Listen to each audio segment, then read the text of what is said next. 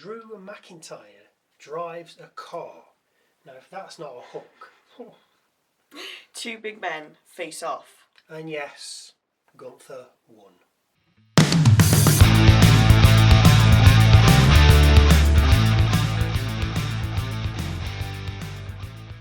Hello, welcome to WrestleMania. I'm Michael. I'm Sally. And after a recap of War Games, we see Nick Aldis reminding Drew McIntyre that he's still suspended and ushered him back into his car. As he re-enters his vehicle to leave though, he's attacked by Cody Rhodes. McIntyre manages to drive away as we then follow Cody to the ring. He calls for Aldis to reinstate McIntyre, vowing to stomp him out like a cockroach. We go backstage to see Ciampa gunning for Ilja Dragunov once again when Carmelo Hayes walks by, casually saying he's next at having a shot at the United States title. After another WrestleMania vignette for the women and seeing the Royal Rumble will be held in Riyadh on January the 31st, we have a vignette from Damian Priest. He says Black made a mistake by bringing in his wife, so now he's bringing in his family, Rhea Ripley. Ripley then tells the Blacks they'll be taking on the Terror Twins next week, which is confirmed later. Sorry for interrupting. First match of the night, Ilja Dragunov versus Carmelo Hayes for the United States Championship. A kick to Hayes sends him from the ring as he's perched on the top rope, which inevitably sends us to a break. We come back to two German suplexes from Dragunov and a chop-off followed by a springboard clothesline and tilt-a-whirl facebuster, which nets Hayes a 2-count cover. After a DDT on the apron, Hayes looks to end Dragunov by climbing to the top rope, but as the ref checks on Dragunov, Ciampa pulls Hayes' leg, causing him to fall into the ring. Tornado Moscow is then followed by the H-bomb and cover, with Dragunov then covering for the win. Backstage, Kathy Kelly asks Charlotte Flair if putting her differences aside with Rhea Ripley contributed towards the War Games win. Flair says she joined because she means so much to Bliss, with Flair then refocusing on the women's tag title again. Good. I didn't want that to go off into something else. Yeah. After a recap of the last time is now tournament so far, we head backstage again with Kathy Kelly, with her asking LA Knight what a win would mean for him. It'll mean cementing my legacy, comes the reply, before adding if it's a fight Gunther wants, then alright. It's like Matthew McConaughey was here. That's incredible, isn't it? Next up, Kairi Sane against Alexa Bliss. Asuka with Sane and Flair, of course, with Bliss. We have an exchange of near falls before we head outside where Asuka gets away with a trip on Bliss on the apron.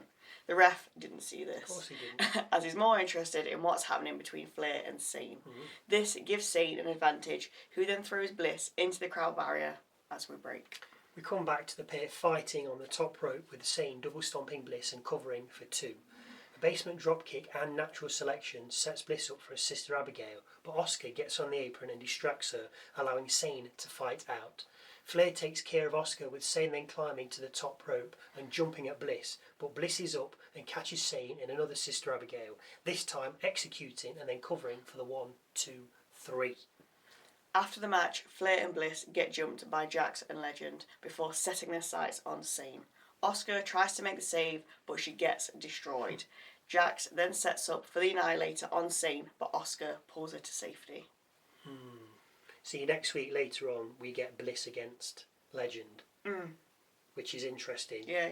To see her going 1-on, but we need to see Jax and Legend. Yes, we Stop do. putting it I off, know. just put them together. Well, put them in a match.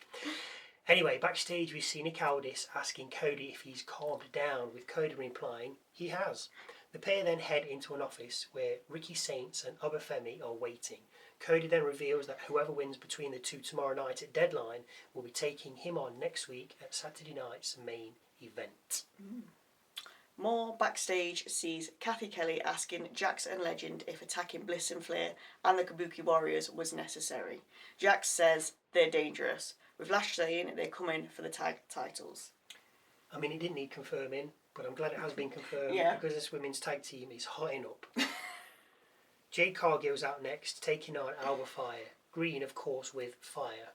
Fire puts up a good fight, with Green even getting in a cheap shot. But Kiana James then appears behind Green with Julia in tow. Julia then attacks Green, which distracts Fyre. Spinebuster pump kick Jaded cover win for Cargill. Backstage we see Fraxium asking Aldis for a match against DIY when Ilja Dragunov appears. Dragunov says if Ciampa is begging for attention, then he wants that match. Aldis grants Dragunov the match for next week, with the title, of course, being on the line. As Dragunov turns to walk away, he comes face to face with Tama Tonga and the rest of the MFTs.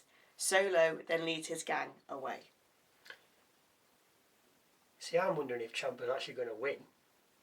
Because hasn't it? It's just been bubbling away. Yeah, I know. And he's going to win. But the thing is, they've been pushing this Dragunov Tama Tonga thing that's been going on for weeks. Yeah, of him just... Of them just two having a little stare off. So that's what makes me think Ciampa won't win. But on the other hand, yeah, why? Because it'd be such a shock. Yeah. It'd be like, what? Everyone should just snatch it away. Yeah. Rhea Ripley says it's not everyone's game, it's her game in another WrestleMania vignette, with us then seeing Cargill having a few words with BFAB in the back. Meechin interrupts with the pair both agreeing about seeing Nick Aldis in a roundabout way, so expect that match next week. Mind you, I don't think it will be, because I think they've already got 3 booked for next week, and that's not one. Too busy. And that's not one of them. So that ain't going to be a main event, is it? Meechin and Cargill. Sorry, Cargill against a jobber. In the ring, we hear from Solo and his MFTs. No face paint, so it must be serious. Oh, so serious. You're a jobber, aren't you? Now they've done with Sami Zayn, they can move on to the Wyatt Sicks. Solo then introduces himself to Uncle Howdy, saying this is his ring and his show, and that he has something that belongs to his family, the tag team titles. He then vows to take everything from Howdy, adding that he doesn't deserve the name Wyatt. The MFTs then leave the ring, with the arena then blacking out. When the lights come back on, Solo is faced with the Wyatts on the apron and Uncle Howdy behind him. The MFTs then get on the apron behind Howdy, with the 2 generals then throwing down. The rest of the crews then get involved, with it boiling down to Tala and Rowan. A big boot sends Tala out the ring, leaving the Wyatts to win this battle. Backstage we see The Miz bemoaning to Nick Aldis once again, adding if he's not John Cena's last match, he should at least be the main focus of the show. Aldis tells The Miz he's not even on the show when Bayley appears. Aldis then introduces Bayley to her Saturday night main event opponent, Sol Ruka. We then see Kathy Kelly asking Gunther how he's going to approach his match later, with Gunther saying it doesn't matter where you live nor what language you speak. The name Ring General Gunther translates to victory, and he's going to beat LA Knight and then John Cena at Saturday night's main event. Gunther then addresses Cena and wants him to watch and pay attention to how he beats Knight later. Aleister Black treats us to a vignette next, saying he'll give it to Priest straight, with Zelina Vega then saying that Rhea wants to keep Priest in her cage of control, and that the Judgment Day he knew is over. Black then vows to guide Priest through the Inferno. Dante's, that is. Dante's Inferno is the first in a 3-part poem known as the Divine Comedy, just in case you weren't aware. Last match of the night and the last match of the Last Time Is Now tournament between LA Knight and Gunther. Knight flies out the traps, with Gunther responding with an early powerbomb attempt avoided, and then Knight looking for a BFT, also avoided. Gunther then rolls out the ring, with Knight following as we break. We come back to the pair in the ring and Knight missing an elbow. We slow down to Gunther holding Knight's wrist and laying in a few chops before we pick up again with a jumping clothesline and jumping neckbreaker from Knight, followed by 2 2-count covers. Knight then lands an AA and Burning Hammer, but the cover only gets 2. After the break, we're back to a chop-off, with Knight winning out and planting a running knee.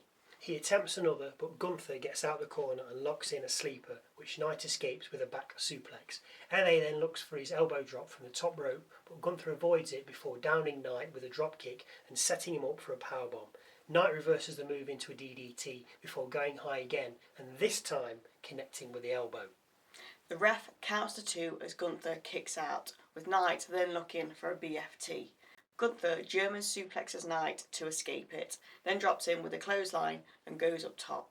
Knight catches up to him, but Gunther pushes him away and lands 2 splashes. The Austrian covers, but only for 2. then lands a powerbomb and covers for another 2. Gunther then approaches Knight from behind, which was a mistake as Knight lands a BFT and then covers, but only for 2 as Gunther puts his foot on the rope. The sleeper is then locked in, which the megastar initially fights out of, only for Gunther to land multiple elbows to Knight's head before locking in a grounded inverted cravat. No, me either. This is too much for Knight to take, with LA then tapping out.